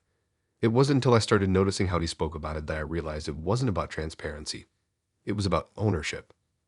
If I accidentally used something he had labeled as his, even if it was just a jar or a charger, he'd say it calmly like a reminder. That one's mine. Yours is in the drawer. He always said it lightly, not angry, but it made me feel like I was stepping on lines I couldn't see until I had already crossed them. I found myself double-checking labels before touching anything just so I wouldn't hear that quiet correction again. That's when it clicked that this wasn't about being organized. It was about dividing space slowly until mine felt smaller without him ever saying it directly. One day I noticed a spreadsheet open on his laptop. It had columns with dates, item names, prices, and then either his or my name next to them. He didn't hide it. He said it was just to stay on top of spending. I stood behind him reading it and saw that even small things like dish soap and bathroom cleaner had names attached to them. He said it was good to know who contributed what so things stayed balanced. Balanced. That word echoed in my head. It sounded fair, which made it hard to argue against. But something felt wrong because it didn't feel like balance. It felt like tabs being kept on purpose. He started referring to things as mine or his casually in conversation. If something broke, he'd say your thing stopped working, not our thing. If we bought something together, he'd say let's mark it so it's clear. He never raised his voice. He spoke so reasonably that even when it bothered me, I found myself feeling stupid for being bothered. He made it look like he was just being responsible. I started wondering if maybe I was too emotional about it. That's how control hides itself, under the disguise of logic. It got worse when he started mentioning the spreadsheet in arguments. If I said something about helping around more, he'd open it and point to rows with my name, showing exactly what I had or hadn't spent on. He did it calmly, almost kindly, like he was helping me see numbers clearly. I realized in that moment that he had been building evidence. Every label, every entry, every separation was part of a quiet system designed to remind me of my place in our life. The kitchen slowly became divided. His shelf, my shelf. His side of the fridge, my side. He even labeled food containers with our names. Not because we were fighting over food, but because he said it helped avoid confusion. I stopped reaching for things that weren't labeled with my name. The house felt like it had invisible borders everywhere, and every label reminded me that nothing was truly ours. It was either mine or his, recorded and acknowledged in his neat writing. Sometimes he'd say he was protecting me too, making sure I had clarity over what belonged to me. But I noticed something. Even the things he labeled as mine never felt like they were really mine. They felt like items he allowed me to have noted in his system so that they could be referenced later. He once said, during a small disagreement, that he had provided more than me. He said it gently, not in a heated argument, but it hit harder than if he had shouted. Because he had proof. He had a list, a labeled life to back it up. The scariest part is how normal it all looked. If someone walked in, they'd just see a tidy house with labels. They'd probably say I was lucky to have someone so organized. They wouldn't see the quiet lines dividing everything, reminding me of a debt I never agreed to carry. Paul didn't stop me from using things. He just made sure I knew exactly which ones I had the right to touch. And I found myself shrinking into that system without meaning to, moving carefully like a guest in a space I'd lived in. Now when I move through the house, I don't just see things. I see categories. I see his and mine. I see a life divided neatly, quietly, under the name of order. And the worst part is how polite it all looks from the outside. That's what makes it hard to explain. There's no shouting, no obvious control, just a spreadsheet, labels, and a slow erasing of the word hours.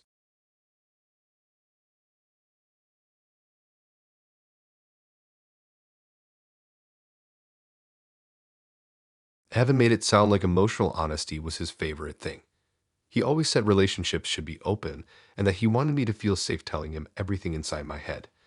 At first, it felt like freedom. He would sit with me and let me talk about my worries, my random thoughts, even things that embarrassed me to admit. He never cut me off. He nodded slowly like he understood, and that made me trust him more. I started telling him things I didn't tell anyone else because I thought he valued my voice. I didn't know he was collecting my feelings like material he could recycle later to build a version of me that made him look like the stable one holding everything together. He asked questions so gently that it didn't feel like probing. He would say things like, "What goes on in your head during that?" or "How does that make you react?" It sounded like interest. I loved that he didn't brush off emotions like other people did. I thought I finally found someone who wouldn't dismiss me. I didn't notice he was storing my words carefully like notes in a file he would use when it suited him. The first time I noticed something off was during a conversation with our friends. We were just talking about random life stress, and he suddenly said, "Yeah, she struggles with making decisions sometimes, but she's working on it." He said it with a soft laugh, and everyone nodded like it was an innocent comment. I stood there feeling exposed. I had once told him in private that I overthink decisions because I don't want to regret them later.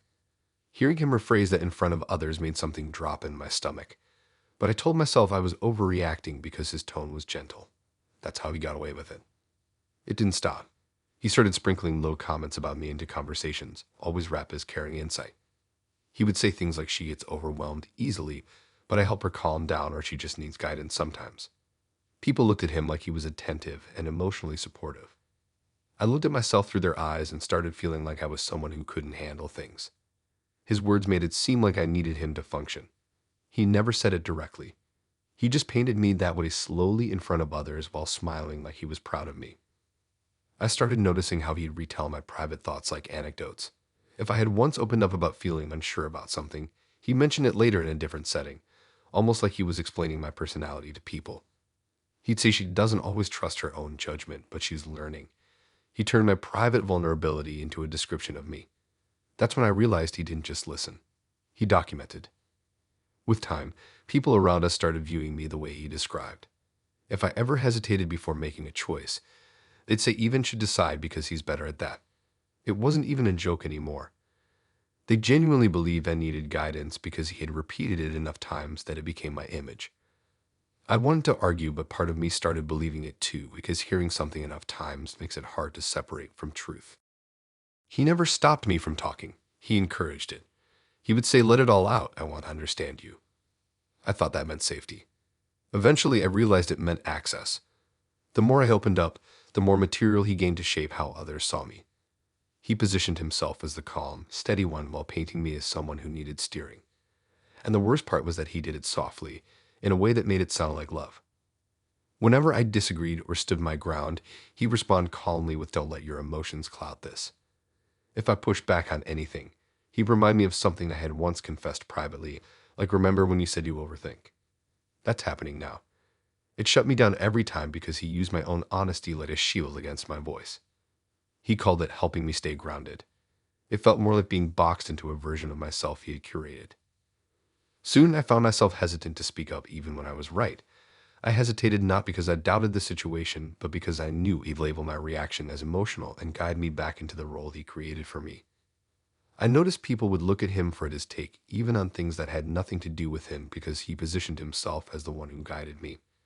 I stood there, half present, feeling like I had been quietly turned into a character in his story where he was the composed partner, and I was the one he had to gently manage. The scariest part was how politely it all happened. There was no shouting, no obvious manipulation. It was slow repositioning disguised as emotional support. He didn't silence me by telling me to stop talking.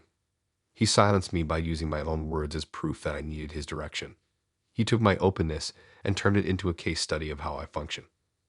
And because he was calm and kind on the surface, it made it almost impossible to call out without sounding irrational.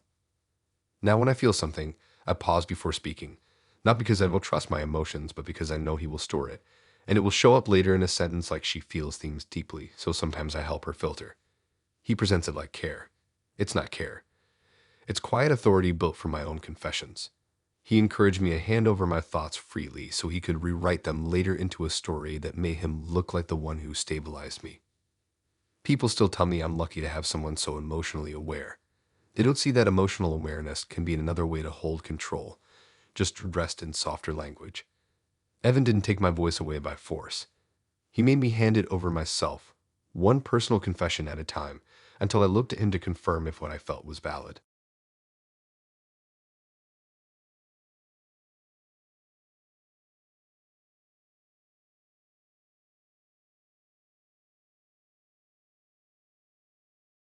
Liam had this soft way about him that made everything feel calm when he was around. He didn't rush when he spoke. He never raised his voice. He moved through life like nothing could make him lose control. I thought that meant safety. I thought being with someone gentle meant I could relax, that I wouldn't have to brace myself for drama like I had in past relationships. He made kindness look effortless, and I found myself sinking into that comfort faster than I expected. I didn't realize gentle doesn't always mean harmless. Sometimes it's the quiet tone that makes you overlook what's actually being done. When we got married, he fit in easily with my family at first. He greeted everyone politely, asked simple questions, and never crossed lines. He made a good impression without trying too hard. People called him respectful. They said I was lucky to have someone so composed. I believed them. But slowly I started noticing the way he spoke about where I came from. Not in a direct insulting way. He wrapped everything in this calm, observational tone like he was just pointing out harmless details. It started during conversations about backgrounds.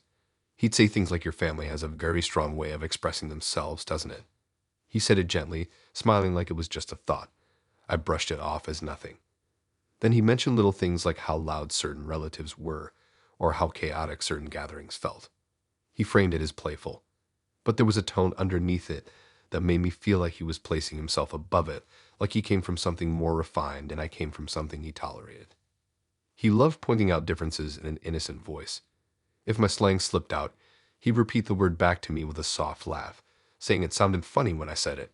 He didn't say it was wrong, but he made it noticeable. And every time it happened, I felt a tiny sting even though I kept smiling. That's how it started layering.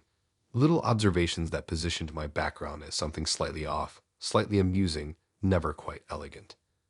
One day we were with his friends and someone joked about accents. I made a comment and Liam leaned in and said she has her moments, you should hear her when she gets comfortable. He smiled while saying it, and everyone laughed like it was just a joke. But I felt heat in my chest because the way he framed it made it sound like who I really was only came out when I slipped, like my real self was something unpolished that he saw as entertaining. I laughed with them, even though inside it felt like I had been made small. He didn't insult me directly. He just repeated things I said sometimes but slower, like he was analyzing it. If I used a certain phrase, he'd say it back with a slightly mocking tone, always paired with a smile. He kept it light, which made it harder to call out. If I ever hesitated or looked uncomfortable, he'd say, I'm just kidding. You know, I love how raw you were sometimes. That word raw made me feel like I was something unprocessed that he found interesting but not equal. It got to a point where whenever I spoke, I found myself adjusting my words slightly, making sure they sounded smoother so he wouldn't have room to repeat them later. I didn't even realize I was doing it at first. It just happened naturally. I caught myself sitting differently, speaking softer, trying to align with the calm tone he always presented. I started to feel like my natural way of being was messy compared to him, like I needed to refine myself to match his quiet elegance. He loved telling people I brought energy into his life, like I was some wild spark he had gracefully taken in. People would smile at that and call us a perfect balance.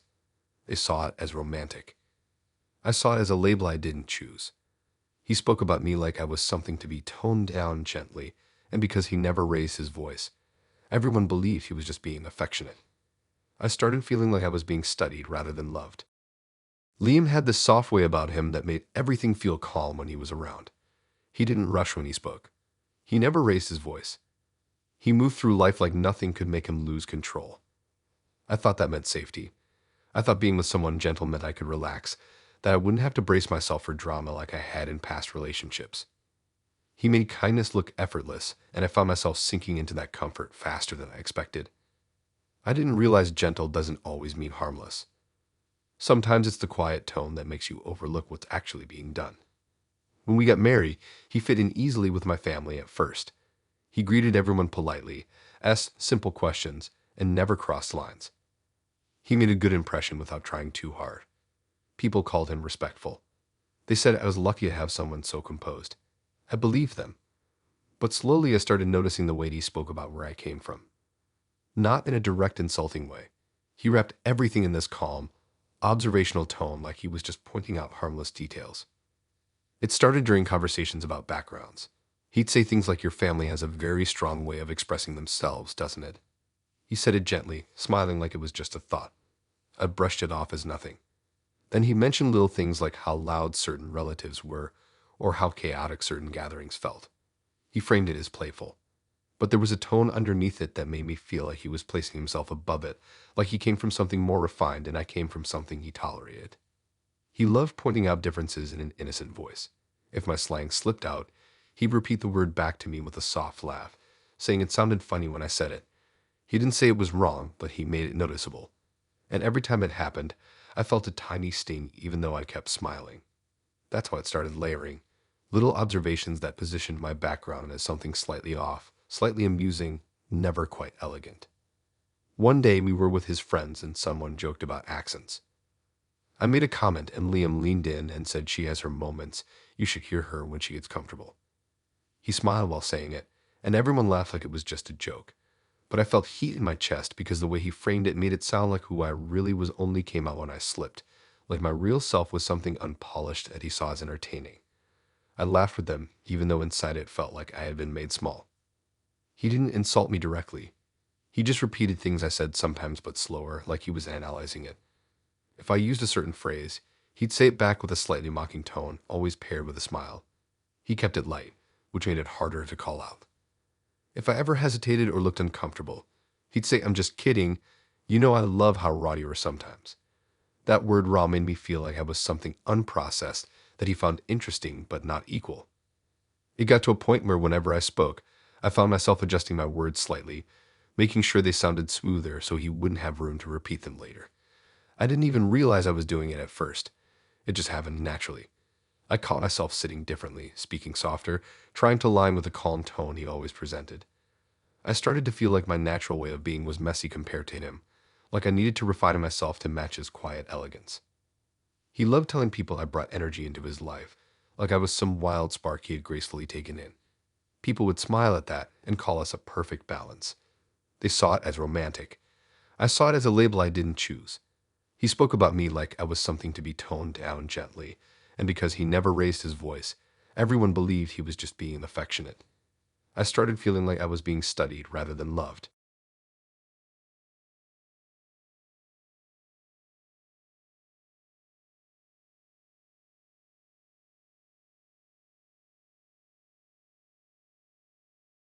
Oliver made it sound like my confidence was the reason he was drawn to me. He said he liked that I didn't overthink how people saw me, and that I walked into places like I belonged there without needing anyone to validate me. I believed him because he looked proud whenever I spoke boldly or stood my ground in conversations. I thought I finally found someone who didn't get uncomfortable around a woman who didn't shrink herself. It felt good to be seen like that. But with time, I realized he didn't actually love my confidence. He loved the idea of it when it made me interesting. The moment it started to stand firm against his preferences, he slowly began chipping away at it while pretending to guide me. It started in quiet moments, not arguments. I'd say something directly in a discussion, and afterwards he'd tell me softly that maybe I should think about how people might take it. He didn't say it harshly. He said it thoughtfully, like he was helping me be more aware. At first, I didn't think much of it. I told myself maybe he was right, that being aware of perception was wise. But over time, the more he said it, the more I started playing back my own words in my head before speaking around others, checking first if it could be twisted or judged. That's when I noticed I wasn't speaking freely anymore. I was speaking pre-edited. He used words like careful, mindful, considerate, but underneath those words was another meaning. Tone it down. He never directly said I was too much. He just implied it through concern. If I spoke with too much strength, he'd say things like people could misunderstand you and think you're being harsh. That word harsh became a shadow that followed every sentence I spoke. I didn't want to be seen as harsh, so I softened my tone. I started adding more hesitations into my speech, less certainty. I began phrasing strong opinions like questions to make them more digestible. He also started pointing out how others might view me. He'd say people admire confidence, but sometimes they mistake it for arrogance if it isn't packaged gently. He positioned himself like a translator between me and the world, as if I wasn't capable of understanding how to be received properly without him guiding me. Every time I told him I didn't mean something in a negative way, he'd respond with, "I know that, but others might not." Soon I felt like I was constantly performing moderation, not authenticity. I didn't even feel confident anymore. I felt managed. I realized he wasn't proud of my confidence. He just liked that it made him look like he could handle a strong woman. It gave him a certain image. People admired him for not being intimidated. But behind closed doors, he quietly adjusted me until the confidence he once claimed to love was reshaped into something softer, quieter, easier to present. He didn't want a confident woman. He wanted a presentable version of one. When we were around his friends, if I disagreed with something, I noticed he would subtly tense. Not in a dramatic way, just a slight pause in his expression. If I continued speaking, he'd jump in, not to silence me, but to soften my point on my behalf. He rephrased what I said in a calmer tone, as if translating me into something smoother. People began responding to his version of my words instead of the ones I actually said. That made me feel like I wasn't the one communicating anymore. I was just the rough draft he polished in real time. After gatherings, he'd give me feedback about how I spoke. He treated my natural way of expressing myself like something that needed refining. He'd say things like, "You're powerful when you talk, but power is better controlled when delivered gently." He made it sound like wisdom. I started internalizing his voice inside my head. Even when he wasn't around, I found myself adjusting my sentences like he would. I spoke like someone who always had an editor hovering nearby. The worst part was how calm he was through it all. He never insulted me or told me to stop talking. He prided himself on being supportive. But he supported me like someone supports a project they plan to improve, not like someone who accepts something as whole. He told others proudly that he loved how confident I was. Meanwhile, he worked quietly to ensure that confidence never stood taller than him. I caught myself doing something that made everything click. I was about to make a point in a group conversation, and my first instinct wasn't to just speak. It was to check his reaction. I looked at him for a second, waiting for a signal. That moment made everything inside me go still. I realized confidence doesn't look like that. Confidence doesn't wait for approval before existing. And yet here I was, holding my breath, waiting for a nod from someone who once claimed he loved that I never asked permission to speak. He still tells people I'm confident. They nod because they see a girl who speaks clearly. They don't see the internal editing process that happens in my head before every sentence, shaped by his quiet corrections over time. He didn't take my voice away loudly. He adjusted it slowly, turning it into something smoother, smaller, more pleasing. He framed it as guidance. People call it maturity, but I know what it feels like. It feels like standing in a room with my own thoughts, waiting to see if they fit the tone he approves before I let them out. Now when I look at myself in conversations, I see someone who used to speak without hesitation, but now moves through words like stepping stones, careful not to place a foot anywhere that could make someone look at me the wrong way. That's not confidence. That's rehearsal. And it didn't come from me. It came from someone who said he loved my strength, then slowly made sure that strength was always filtered through him first.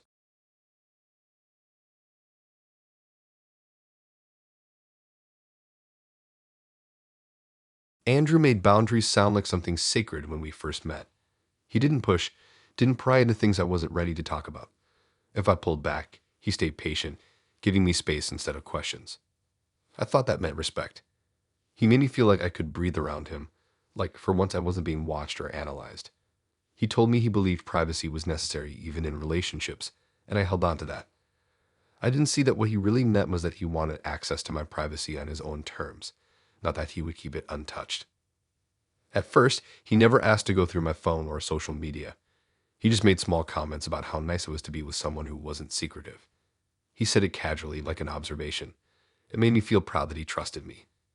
I didn't realize yet that he was setting a standard for how trust should look, a standard that worked in his favor. The more he praised me for being open, the more I felt like closing off would ruin something good. He didn't have to ask for access. He just made full openness feel like something I should naturally offer. Then he started sharing intimate things about himself in a way that made me feel obligated to do the same.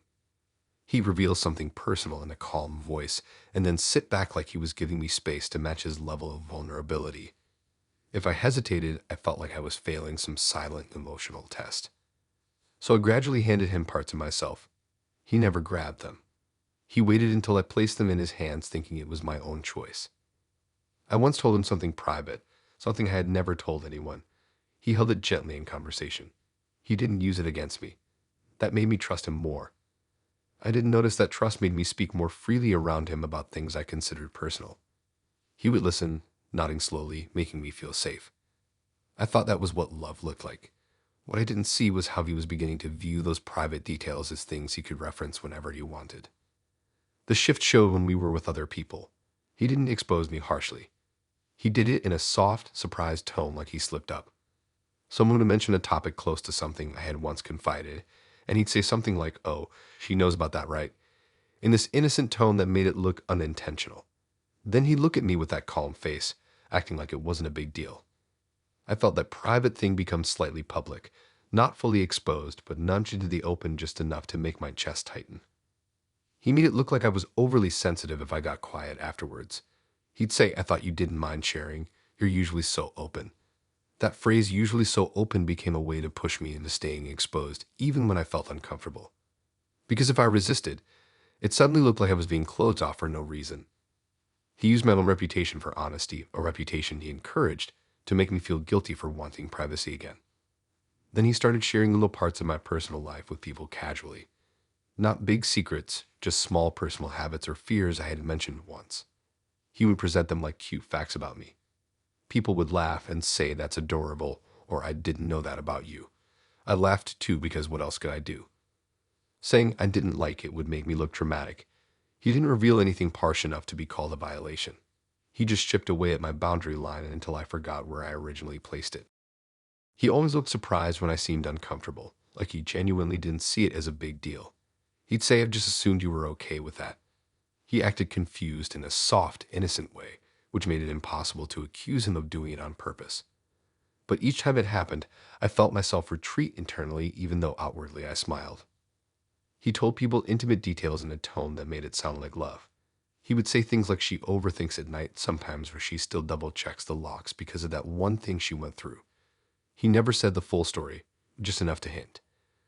Enough to remind me that nothing I gave him was fully safe from being mentioned again. He packaged it in affection, and that made it hard to label as wrong. He once said he loved how I wasn't guarded with him. And that sentence stuck because I realized I was guarded with everyone else now. Not because I didn't trust them, but because I knew Andrew could mention something at any moment with that gentle tone. I found myself bracing whenever conversations got close to topics he knew about me, waiting to see if he'd casually drop a piece of my private life again. That's when I realized he didn't respect my boundaries. He repurposed them. He made them elastic, stretched based on what he decided was fine to share or reference. People think privacy violations are loud. With him, it was quiet. A soft voice casually exposing small truths I gave him while believing they were safe. He didn't rip through my walls. He just opened little windows one by one, always smiling, acting like he thought I was okay with it. He looked like a loving partner who knew me deeply. No one saw the way that knowledge felt like a weight in my chest. Now, when I think about boundaries, I don't think of safety. I think of how easily they can be moved without being visibly crossed. Andrew never forced me to confess anything. He waited until honesty became my habit around him, then used it to shape how others saw me, and he still calls it closeness.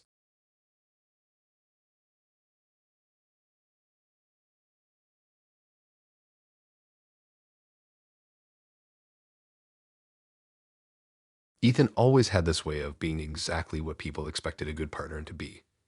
He held doors open, remembered small details about others, laughed at the right times, and spoke with that calm politeness that made everyone around him comfortable. People loved him instantly. They'd compliment me for finding someone so considerate, saying he was rare. I watched how people reacted to him, and I started shaping my own thoughts around that image too. If everyone thought he was good, then he had to be. That's how easy it is to get convinced by appearances.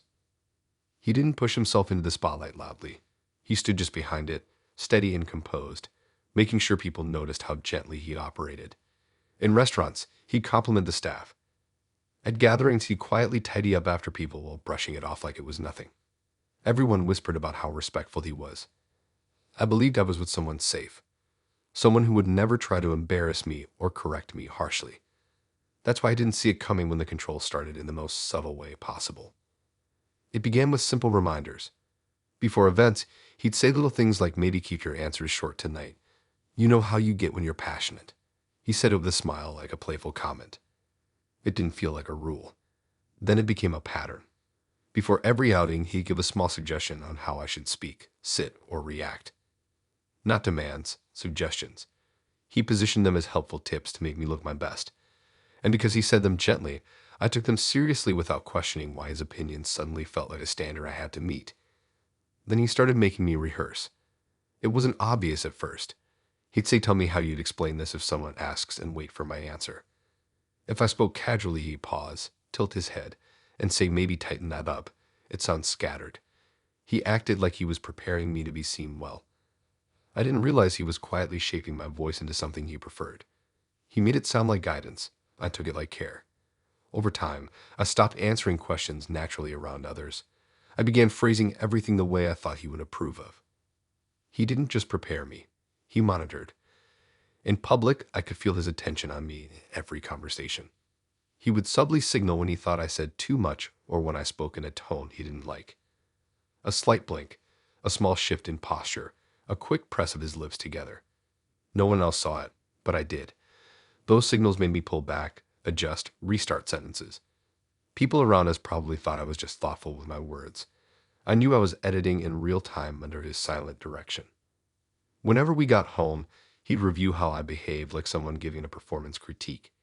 He'd say you did well, but next time try to slow it down at that part, or don't mention that story again. It doesn't sound good. He didn't yell or shame me. He spoke like a coach guiding a student, and weirdly that made it worse. If he had shouted, I could have recognized it as control, but instead it felt like he was helping me polish myself. I started to thank him for corrections. I didn't notice how wrong that was until much later. My natural voice began feeling out of place in my own mouth. I stopped speaking freely in random conversations because I started hearing his imagined feedback before I'd even spoke. I thought through sentences twice to make sure they sounded refined enough. The scariest part was realizing I had started performing even when he wasn't there. I had internalized his presence so deeply that I carried it like a filter between me and every word I wanted to say. He still looked perfect in public. People only ever saw the charming version, the version that gently encouraged me to be the best version of myself. They didn't see that best version slowly becoming a fixed character I had to keep playing. If I said something slightly unpolished, he'd laugh lightly and correct my wording in front of others, making it look like we were just teasing. People would smile and say, wow, he really balances you out. They didn't understand he wasn't balancing me. He was directing me. There was a dinner once where I laughed too loudly. It wasn't even a big reaction, just a moment of genuine amusement. Ethan looked at me for a second, that calm disappointment in his eyes without a word spoken. It lasted only a moment, but it felt like a warning. I went quiet after that. Later that night, he said in a soft tone, it's better to keep composed. It leaves a stronger impression. Composed. The word echoed. I realized I had stopped being myself and become someone constantly watching herself from the outside. Ethan never called himself controlling. He called himself thoughtful. He said he just cared how I carried myself because he wanted people to respect me. But it wasn't about respect. It was about image. His image. He wanted to be seen next to someone polished because it made his presence look even stronger. He didn't want a raw, natural partner. He wanted someone curated. The world would never call it controlling. They'd say he was supportive. They'd say he helped me grow. They'd praise the way he refined me. They don't understand what it feels like to rehearse being yourself, to swallow natural reactions because you know someone is quietly evaluating them. I used to speak without thinking. But I think so much that sometimes I don't speak at all. Ethan still looks like the perfect partner when people look from the outside. But being loved by someone like him doesn't feel like love. It feels like being trained slowly, gently, until you can't remember the last time you acted without running it through their silent approval first.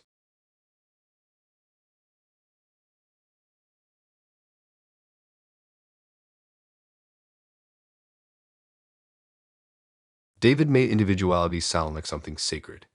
He told people he loved that I had my own style, my own way of doing things, that I didn't just blend in. I believed him because he hyped me up whenever I chose something bold. If I wore something different or styled myself in a way that stood out, he'd say it suited me and that I had a rare kind of presence. I felt like I could be fully myself around him. That's why I never saw it coming when he slowly started changing the way I looked without ever calling it a change. He framed every suggestion as a compliment, and every adjustment as something he just knew I'd love. It began harmlessly. He bought me a jacket once and said it reminded him of me. I wore it because it made me feel seen. Then he bought more things. Shoes, tops, small accessories. He said each one felt like something I'd pick if I saw it first. I started wearing them because it was easier and because his taste felt flattering at the time. Then he started commenting gently on things I already owned. Not insulting, just small observations like you look nice in that, but there's something about you in softer tones that hits different. Little comments that made me think maybe he saw something I didn't. I found myself reaching for the clothes he liked more often, not because I preferred them, but because wearing them made me feel approved. Eventually, the things I picked for myself started collecting dust. He didn't force it. He just praised the choices he influenced more than the choices that came from me. And slowly, I adapted. Then one day he brought home a dress without asking my size. I asked how he guessed. He said, "I notice everything about you." That sentence made my chest warm for a moment and I wore it immediately. I didn't question why the next 3 clothing items he got were in that same style. I just slipped into them because it felt easier to match his taste than to pause and ask if I still recognized myself in the mirror. He saw my hair one day and said, just curious, "Have you ever thought about trying it like this instead?" He showed me a reference, and it wasn't bad. I tried it for fun. He smiled and I had unlocked a version of myself that only he could see. From then on, he would mention new hair ideas occasionally, each one sounding like an exciting suggestion rather than a correction. But I noticed all his suggestions leaned toward one style. A style that didn't feel like mine originally, but slowly became the one I saw in reflection more often. My individuality became something he curated. He'd say, "I don't want to change you. I just see your potential, and it drives me crazy in a good way." He said that while adjusting the collar of a shirt he chose for me. His hands moved like someone handling something delicate, and in that moment I felt more like a project than a partner. But because he smiled while saying it, I pushed that feeling away. When I wanted to wear something different one night, something from before him, I hesitated. I held it up and instantly imagined his reaction. Not angry, but slightly amused, slightly disappointed, like he'd say, "You still like that style." I put it back and chose something he picked out. He didn't even have to say anything. The version of him I had memorized already spoke inside my head. That's how quiet control works. Not through demand, but through preference made heavy enough to shape your choices without needing to be spoken. He kept telling people I was unapologetically myself. They believed him because I still looked unique, but they didn't realize that uniqueness wasn't mine anymore. It was adjusted, softened, tailored to match what he thought was my best look. People complimented me, and he'd say, "I just know what suits her." And everyone nodded like it was romantic. He took me shopping once, and instead of browsing freely, I found myself waiting for his nod before picking anything up. If I looked at something outside his usual style choices, he'd glance at it and stay silent. And that silence weighed enough to make me put it back without him needing to comment. That was the moment I realized I was no longer dressing for me, even when I thought I was. He told me once that loving someone means helping them look like the version of themselves they can't see yet. At the time, it sounded poetic. Now it sounds like another way of saying he wanted to mold me without admitting that's what he was doing. I didn't lose myself in a dramatic way. I didn't wake up one day unrecognizable. It was a slow fade, a soft rewrite of my image, approved piece by piece through his gentle reactions. If someone asked me my style before him, I could answer easily. After him, I hesitated because my taste was no longer entirely mine. It was a mix of what I used to love and what he trained me to prefer. The worst part is that everyone applauds it. They say he elevates me. They don't see that every compliment I get now passes through him first. David said he cherished my individuality. What he really cherished was shaping it himself quietly enough that I'd think it was still mine.